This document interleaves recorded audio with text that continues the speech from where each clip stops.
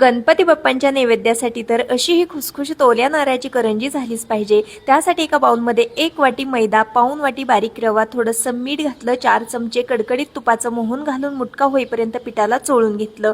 पाव वाटी पाण्यामध्ये कणिक अगदी घट्टसर मौसर मळून अर्ध्या तासासाठी झाकून ठेवली। सारण बनवण्यासाठी 1 चमचा साजूक तुपामध्ये 2 वाटी खोलेला ओला नारळ परतून त्यामध्ये 1 वाटी चिरलेला गूळ, जायफळ पूड, वेलची पूड घालून हे सारण बनवून घेतलं। भिजवून घेतलेली कणिक थोडी थोडी करून मिक्सरला बारीक केली, त्यामुळे याचा पटकन गोळा तयार होतो। छोटासा गोळा तोडून घेतला, तेल, तूप किंवा पीठ न लावता याला लाटून घेतलं। अगदी पातळसर अशी पारी बनवली, पारीच्या कडेने थोडंसं पाणी लावलं, त्यामुळे करंजी पटकन चिकटली जाते। यामध्ये भरपूर सारण भरलं आणि या करंजीच्या कडा आहेत त्या मिटून घेतल्या। डेकोरेशन करता फोर्कने याला डिझाईन काढून घेतली। तेल मीडियम हीटवरती गरम केलेलं होतं, यामध्ये करंज्या अलटून पलटून दोन्ही बाजूने तळून घेतल्या। खुसखुशीत ओल्या नारळाच्या करंज्या तयार आहेत। व्हिडिओ आवडला असेल तर लाईक